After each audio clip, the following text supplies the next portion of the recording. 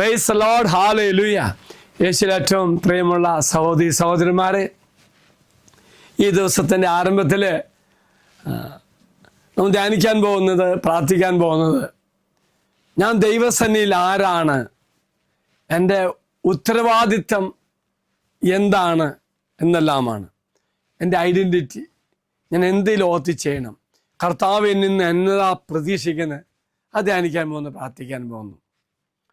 മത്തായി സുവിശേഷം 5-ാം അധ്യായം 14-ാം വാക്യത്തിൽ പറയുന്നു, നിങ്ങൾ ലോകത്തിൻ്റെ വെളിച്ചമാണ്, മലമുകളിലെ ഒരു നഗരം മറഞ്ഞിരിക്കാൻ കഴിയുകയില്ല. പ്രിയമുള്ള സഹോദരി സഹോദരന്മാരെ, അർത്ഥമാക്കുന്നത് യേശു ലോകത്തിൻ്റെ പ്രകാശമാണ്.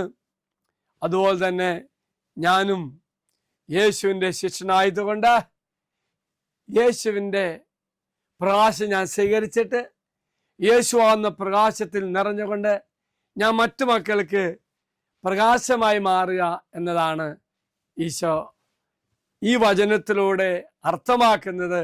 അതിലുപരി ഇന്ന് ധ്യാനിക്കുവാൻ വേണ്ടി ഈ ദിവസം തന്നിരിക്കുന്നത് ഈ വചനമാണ്.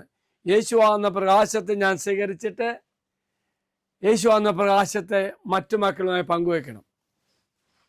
കർത്താവ് പറയാണ്, മലമുകളിൽ ഉള്ള പട്ടണം മറിഞ്ഞിരിക്കാൻ സാധിക്കുന്നില്ല. കറക്റ്റ് അല്ലേ? ശരിയല്ലേ പ്രിയമുള്ളവർ? ഇങ്ങനെ ഉയരത്തിലിരിക്കുന്ന സാധനത്തെ എങ്ങനെ മറയ്ക്കാൻ പറ്റും? ഉയരത്തിലുള്ള ഒരു വസ്തുവിന്, ഒരു കെട്ടിടത്തെ മറിഞ്ഞിരിക്കാൻ പറ്റില്ല. എന്നതുപോലെ തന്നെ യേശു ആകുന്ന പ്രകാശത്തെ മറ്റു മക്കളെ പങ്കുവയ്ക്കുവാൻ എനിക്ക് സാധിക്കണം. അതാണ് എൻ്റെ ദൗത്യം, എൻ്റെ ഉത്തരവാദിത്വം. ഇപ്പം ഞാൻ എവിടെയാണോ, ഞാൻ എൻ്റെ വീട്ടിലാണോ, ഓഫീസ് സ്ഥലത്താണോ, എവിടെയാണെങ്കിലും യേശുവിനെ കൊടുക്കുവാൻ, യേശു എന്ന പ്രകാശത്ത് കൊടുക്കുവാൻ നമുക്ക് സാധിക്കണം. ദൈവത്തിൻ്റെ ശക്തി സ്വീകരിക്കുക എന്ന് പറയുമ്പോൾ ദൈവത്തിൻ്റെ നന്മ സ്വീകരിച്ചുകൊണ്ട് ആ നന്മ അനുസരിച്ച് ഞാൻ ജീവിക്കുമ്പോൾ ആ ദൈവത്തെ മഹത്വപ്പെടുത്തുന്ന ഒന്നാണ്.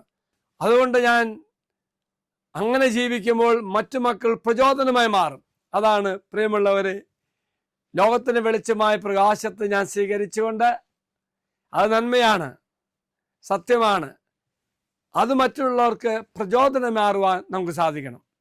ഓർക്കുക പ്രിയമുള്ളവരെ, പ്രകാശം എന്ന് പറയുന്നത് സത്യത്തിൻ്റെയും നന്മയുടെയും വെളിപ്പെടുത്തുന്ന പ്രതീകമാണെങ്കിൽ ഞാൻ നന്മയും സത്യവും ജീവിതത്തിലൂടെ മറ്റു മക്കൾക്ക് സാക്ഷിയായി മാറുമ്പോൾ ഞാൻ ലോകത്തിൻ്റെ പ്രകാശമായി മാറുന്നു.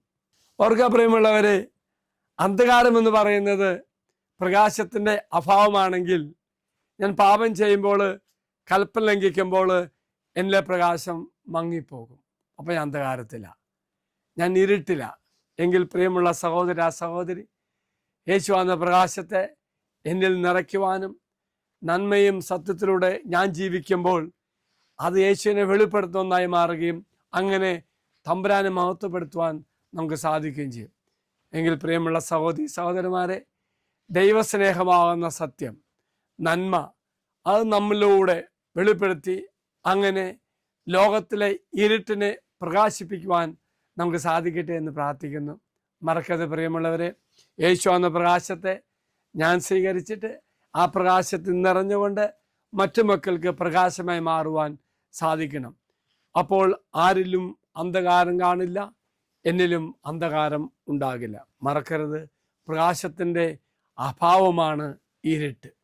ദൈവം എല്ലാവരും അനുഗ്രഹിക്കട്ടെ എന്ന് പ്രാർത്ഥിക്കുന്നു. അച്ഛൻ നിങ്ങൾക്ക് എല്ലാവർക്കും വേണ്ടി പ്രാർത്ഥിക്കാം. കാരുണ്യവാനായ കർത്താവേ, നീയാവുന്ന പ്രകാശത്തെ സ്വീകരിക്കുവാനും ഈ പ്രകാശം മറ്റു മക്കളെ പങ്കുവയ്ക്കുവാനും സത്യവും നീതിയും നന്മയും നിറഞ്ഞ ഒരു ജീവിതം നയിക്കുമ്പോൾ അത് പ്രകാശമാകുന്ന യേശുവിൻ്റെ പ്രതീകമായി മാറുമെന്ന് ഞങ്ങൾ തിരിച്ചറിയുന്നു.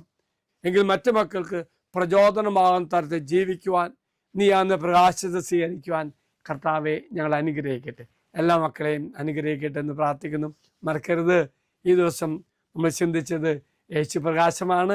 ആ പ്രകാശത്തെ ഞാൻ സ്വീകരിക്കുക, ആ പ്രകാശത്തിൽ നിറഞ്ഞുകൊണ്ട് മറ്റു മക്കൾക്കും ജീവിക്കുക. ആ പ്രകാശമാണ് ക്രിസ്തു എന്ന് പറയുന്നത്, സത്യമാണ്, നന്മയാണ്. ദൈവം എല്ലാവരെയും അനുഗ്രഹിക്കട്ടെ. ഒരു നല്ല ദിവസം ആശംസിക്കുന്നു. നമ്മുടെ കർത്താവായ ശമിശാകൃപയും പിതാവായ ദൈവത്തിൻ്റെ സ്നേഹവും പരിശുദ്ധാത്മാവിൻ്റെ സഹവാസവും നാം എല്ലാവരോടും കൂടെ ഉണ്ടായിരിക്കട്ടെ, ഇപ്പോഴും എപ്പോഴും എന്നേക്കും. ആമേൻ. ഒരു നല്ല ദിവസം എല്ലാവർക്കും ആശംസിക്കുന്നു. എല്ലാവരും കർത്താവ് അനുഗ്രഹിക്കട്ടെ എന്ന് പ്രത്യേകം പ്രാർത്ഥിക്കുന്നു.